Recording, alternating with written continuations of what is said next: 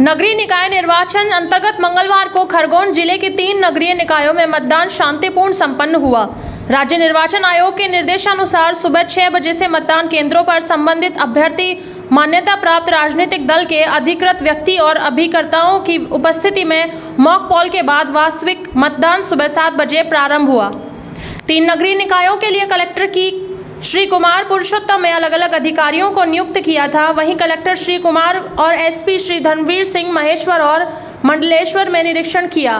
साथ ही निर्वाचन प्रेक्षक श्री चतुर्भुज सिंह ने भी महेश्वर और मंडलेश्वर में मतदान केंद्रों का निरीक्षण कर व्यवस्थाएं देखी। किस तरह का उत्साह देखा जा रहा है चुनाव को लेकर? महेश्वर में अपूर्व उत्साह है और अच्छे चुनाव हो रहे हैं और अच्छी सरकार बनेगी और भारतीय जनता पार्टी की सरकार बनेगी तो मोदी का शासन है और मध्य प्रदेश में शिवराज जी का शासन है। तो हमारी प्रयास रहेंगे कि भारतीय जनता पार्टी की सरकार बने और महेश्वर के विकास के लिए, माँ अहिल्या के दरबार के विकास के लिए हम सब संघर्षरत है और अच्छे से उसे जिताएंगे। नगरीय निकाय चुनाव है, इसमें स्थानीय मुद्दे क्या है, जनता से क्या मुद्दे? स्थानीय मुद्दों में सबसे पहले तो महेश्वर का जो एक राजधानी रही है माँ अहिल्या की, तो यहाँ का विकास के लिए भरसक प्रयास होने चाहिए और यहाँ की जो आबो हवा है, यहाँ का जो वातावरण है उसको गरिमामय और ऐतिहासिक बनाने के लिए हम प्रयास करें। पिछले 5 साल कांग्रेस का शासन रहा था, क्या विकास हुए तो उसमें लगता है कुछ? विकास तो कुछ भी नहीं हुए। 5 साल की कांग्रेस की सरकार ने यहाँ पे ध्यान नहीं दिया, यहाँ के परिषद के लोगों ने ध्यान नहीं दिया और यहाँ पे भ्रष्टाचार इतना हुआ है कि सभी लोग बच्चे को आज जानते हैं कि महेश्वर में मोदी के जो आवास योजनाएं थी और दूसरी अन्य योजनाओं में ऊपर से तो आई है पर यहाँ नीचे तक बराबर लोगों में वो क्रियान्वयन नहीं हो पाई।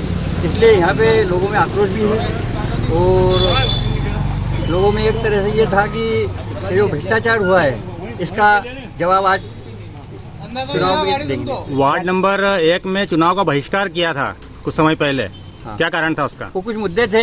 वो अहिल्या विहार जो कॉलोनी है, एक्चुअल में क्या है, वो कॉलोनी का विकास जो जिन्होंने लीज पे जगह लेके उसका विकास और उसको लीगल वे में उसको डेवलप नहीं की, उसके कारण उन लोगों को जो रहवासी है उनकी समस्या भी जायज़ है क्योंकि उनके जब उनका वो दे दिया, उनको मकान दे दिया है तो उनकी जगह भी उनको उनके नामांतरण और नगर पंचायत में नाम पे होना चाहिए। क्या नाम लिखो? सत्यदेव बंधु के।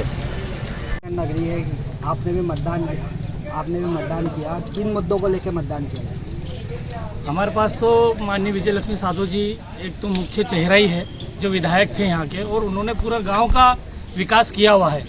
और मुद्दे हमारे तो पास तो एक तो पार्षदों ने तो 20-20 हज़ार रुपये पहले तो रिश्वत जो ली है भवन निर्माण की और उसकी प्रधानमंत्री आवास की। एक मेन मुद्दा तो ये था कि भ्रष्टाचार बहुत हुआ है और उसके बाद नगर का बहुत सारा काम जो बाकी रह गया था जो विधायक जी करना चाहते थे लेकिन किसी प्रकार कर नहीं पाए थे, तो वो मुद्दे हमारे पास है ढेर सारे।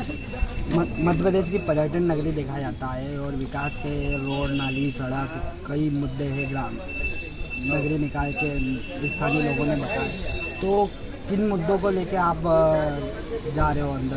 नहीं, निश्चित तौर पे नाली और ये सब बनना चाहिए और बनेगी भी, लेकिन ये सीवरेज ट्रीटमेंट के कारण काम अटक गया है। तो ये सीवरेज ट्रीटमेंट का काम पहले कंप्लीट होगा, उनके कारण ये पूरी रोड ये खुदी हुई है। जब ये इसका काम कंप्लीट होगा और परिषद निश्चित तौर पे हमारी आती है तो नाली के ऊपर जाली भी पूरी हम कंप्लीट करा के देंगे।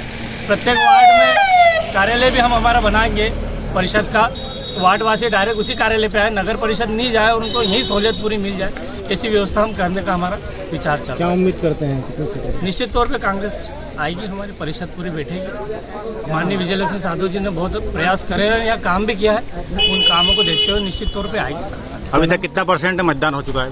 लगभग कोई वार्ड में 50% हो गया, कोई में 70%, कोई में 30% चल रहा है मतदान। अभी एग्जैक्ट फिगर 1 घंटे 1.5 घंटे से सब आ जाएगा।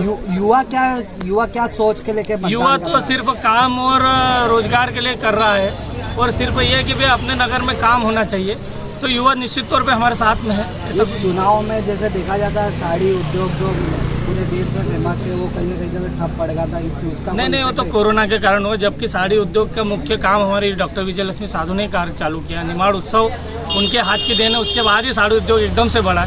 तो ऐसा कुछ भी नहीं है। कोरोना के कारण थोड़ा ठप था, बाकी इसके अलावा तो साड़ी उद्योग अब चरम पर है, कोई तकलीफ नहीं आएगी। क्या नाम लिखा? वल्लभ सराफ लिखता हूँ, मंडल अध्यक्ष कांग्रेस।